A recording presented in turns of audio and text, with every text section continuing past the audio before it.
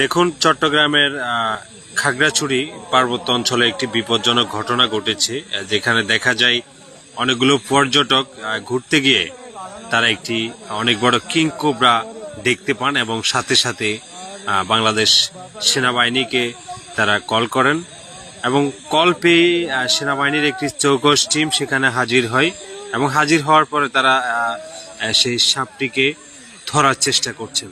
দেখুন দেখুন কত বড় সাপ! ও মাই গড, ও মাই গড! দেখুন, বাংলাদেশ সেনাবাহিনীর দুজন সদস্য সেই সাপটিকে ধরার চেষ্টা করছে। তো দেখতে থাকুন।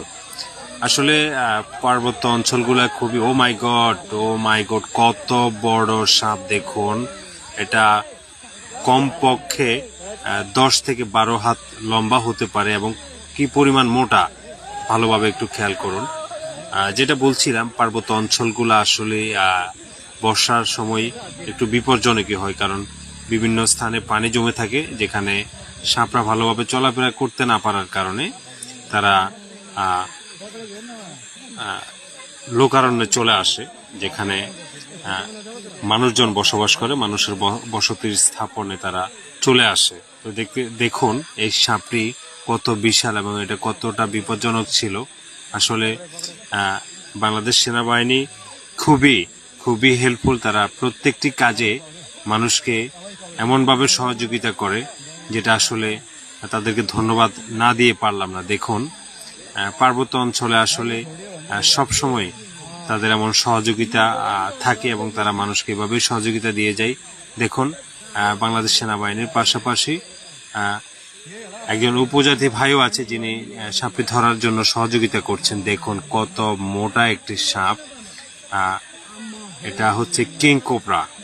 কিং কোবরা, দেখুন কত শক্তিশালী এই সাপটি! ও মাই গড, ও মাই গড! দেখুন দেখুন কত বড় এই সাপটি! ও মাই গড, ও মাই গড!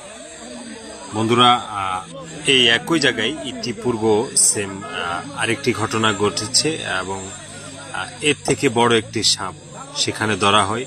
একবার ভাবুন তো, এই সাপটি যদি আপনার সামনে পড়তো তাহলে আপনি কি করতেন? চিন্তা করুন, এমন সাপের হাত থেকে আসলে বেঁচে ফেরাটাও খুবই মুশকিল। শেষ পর্যন্ত সাপটিকে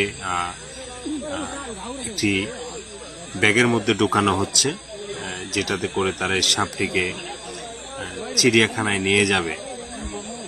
প্রাণী সম্পদ অধিদপ্তরের অধীনস্থ